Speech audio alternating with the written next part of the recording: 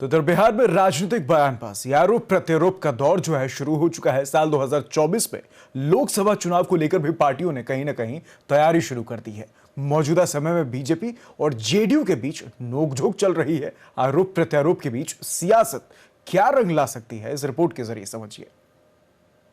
राजनीति संभावनाओं और गुणागणित का खेल है और इसमें कहा जाता है कि न कोई अस्थायी तौर पे दोस्त होता है और ना ही दुश्मन। पार्लियामेंट्री चुनाव का आगाज हो गया है। एक तरह से कहा जाए तो चुनाव का जो जंग है उसमें जो कोल्ड वार होता है, जो जवानी जंग होता है, उसने भी दस्तक दे दी है।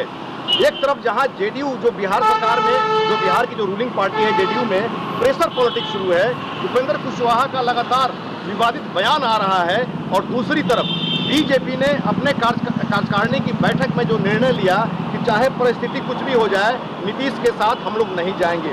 इसके बाद नीतीश कुमार का भी जो बयान आ रहा है कि मर जाना कबूल है लेकिन बीजेपी के साथ जाना कबूल नहीं है। अगर इन सारी परिस्थितियों को मिला करके देखा जाए और अगर हम लोग देखें अतीत के पन्ना पर, मतलब कि के बाद जो भी यहाँ पर चुनाव हुए बिहार में, चाहे वो पार्लियामेंट्री हो चाहे असेंबली हो, उसमें नीतीश कुमार की पार्टी हमेशा बड़े भाई की भूमिका में रही है चुनाव परिणाम में और बीजेपी छोटे भाई की भूमिका में रही। लेकिन जब 2014 में नीतीश कुमार एनडीए से अलग हुए, मतलब कि नरेंद्र मोदी को जब चुनाव अभियान समिति का प्रभारी बनाया गया, जिससे नाराज नीतीश कुमार ने एनडीए से अपना नाता तोड़ लिया और 2014 कहें या फिर 2015 कहें, उसके बाद में इनकी जो भूमिका हुई वो छोटे भाई की भूमिका में ये आ गए।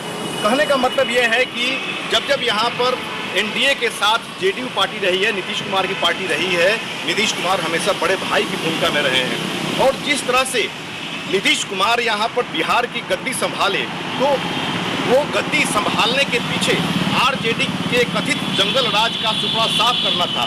मतलब कि आरजेडी की जो यहाँ पर शासन थी उसमें जंगल राज को साफ करने के लिए, कथित जंगल राज को साफ करने के लिए इनको मैंडेट मिला था और नीतीश कुमार बिहार की सत्ता पे काबिज हुए थे। लेकिन जिस तरह से समय बदला, परिस्थितियाँ बदली, उसके बाद में नीतीश कुमार महागठबंधन से भी हाथ मिलाए और बिहार की सत्ता पर अभी भी काबिज हैं। लेकिन जिस तरह से पार्लियामेंट्री चुनाव में अगर देखा जाए अतीत के पन्ना में तो 2014 के पार्लियामेंट्री इलेक्शन हुआ उसमें नरेंद्र मोदी का जादू खूब चला और जेडीयू का मात्र 2 सीट पर सिमट गई।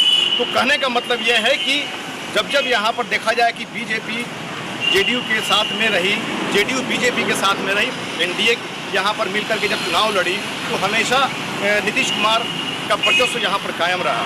लेकिन जिस तरह से योगी अमित वर्मा के साथ मनोज नारायण सिंह गिरफ्तार मीडिया पटना।